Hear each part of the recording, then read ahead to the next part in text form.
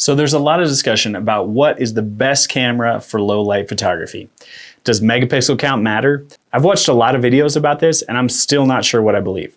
Is 60 megapixels better than 12 megapixels, or is it the reverse? What's the best for photos? How about videos? Honestly, I'm still not sure if I should believe the camera manufacturer's marketing of that lower megapixel sensors are better in low light. I thought the best thing to do would be to put things to the test for myself and get some real world results. I went out early this morning and captured images with the Sony A7 S3, the A7 IV, and the A7R5. In this video, I'll be comparing the images to see which one performs the best, as well as talking about some tips for understanding what camera to use when. Also, stick around to the end and I'll provide some tips for shooting in low light. My name is Mark Bergering and I do practical gear reviews here on YouTube. Hit the subscribe button, it really helps me out. It's currently 3:45 in the morning. I probably look a little exhausted. Gonna head out and test these three cameras, so let's go do that.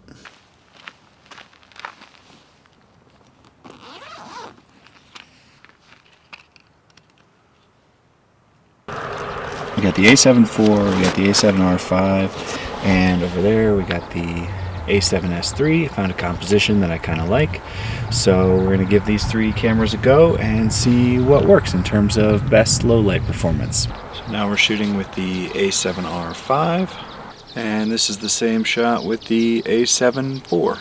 Alright, so we just captured three different images with each camera. Let's go into the studio and see how they look. Okay, let's talk through a few things before we get into the sample images.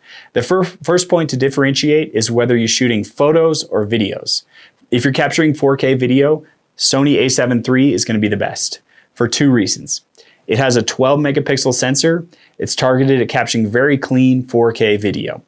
Using a higher megapixel like the A7R5 will require the readout to skip lines, which results in more noise if you're only shooting 4K footage. Secondly, the A7 S3 has a dual native ISO, and the second level kicks in at ISO 12,800. So that leads to a big improvement in image quality, and that ISO is much higher than other cameras. So if you really need to capture a dark scene on video in 4K, the A7 S3 is going to be the best choice.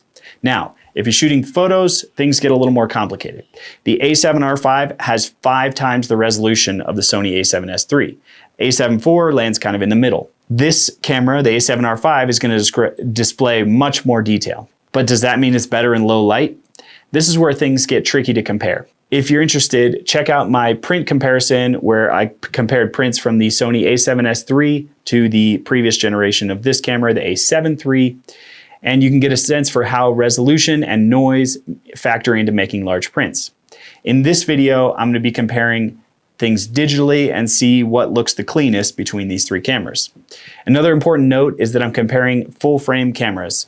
Although there's a fair debate, people will agree that full frame cameras are generally better in low light. So to compare these cameras fairly, I wanted to export an unedited raw photo to JPEG, and this will allow me to get a side-by-side comparison at the same zoom, because 100% crop on this camera is going to look much bigger and more zoomed in than 100% crop on the Sony A7 S3. So in order to compare a 1-to-1 crop, I exported them all to JPEG at equivalent resolutions. If you don't export them at the same resolution, the A7R5 is going to look much noisier, but that's because it's much more zoomed in. Now things get a bit tricky because I know that the A7R5 will be better at making a much larger print, but how do the images compare when they're viewed side by side on a screen?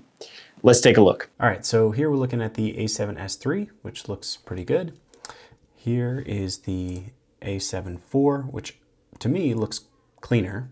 And then finally the A7R5, which looks really good actually. I'm quite surprised. Now there's a little variation in the light between these. As it got later in the morning, the sky started to turn a little bit bluer, but I think it still gives you a sense for the noise. Now let's take a look at the zoomed in version. So this is the A7 S3, which at 6400 has got some noise to it. This is the A7 IV at 6400, which looks cleaner to me.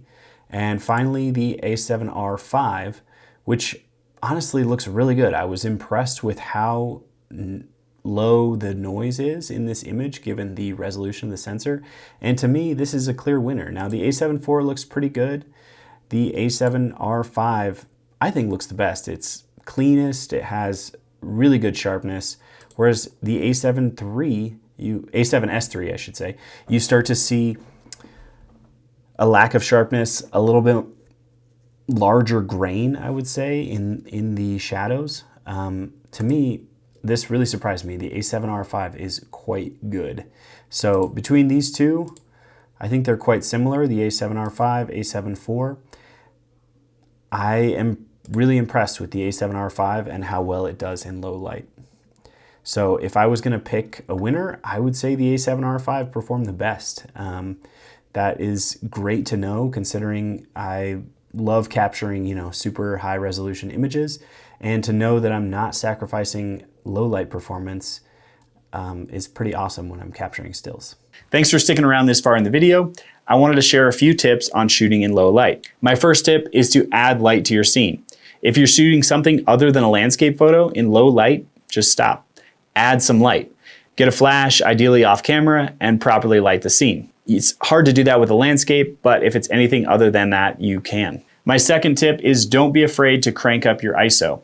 It's better to properly expose your image than to bring up the exposure in post. That means shooting at ISO 6400 instead of ISO 1600 and then pushing it 2 stops to get to that same exposure in Lightroom is going to create more noise. Getting an accurate exposure in camera is going to be much better than cranking it up in Lightroom. Tip number 3 is stop using a zoom lens. If you pick up a prime lens, you're going to be shooting in much lower apertures, and it's going to transmit more light to your sensor and allow you to get cleaner, sharper images. Generally, prime lenses are going to be f1.4, f1.8, whereas zoom lenses are usually f2.8, f4, much less light transmitted. Number 4, my last tip, is don't be afraid to drop your shutter speed, especially if your camera has image stabilization. Even if you're not on a tripod, when I focus and I hold still, I can hold a tack sharp image at 1/4 of a second. You'll have a hard time doing it with longer lenses, 50 millimeters and above, but with those wider lenses, you'll be able to hand hold sharp images down to quite low shutter speeds. Lastly, I wanted to mention that you can get good results and have a lot of fun with whatever camera you choose. Check out this image of my GoPro, was able to capture this morning while I was doing some test images. I think it looks pretty good. So don't be discouraged if you're using an older camera or a smaller sensor. Get out there, have some fun. It's Milky Way season in North America, so check the moon phase and go out and capture it. Thanks so much for watching, and I'll see you in the next video.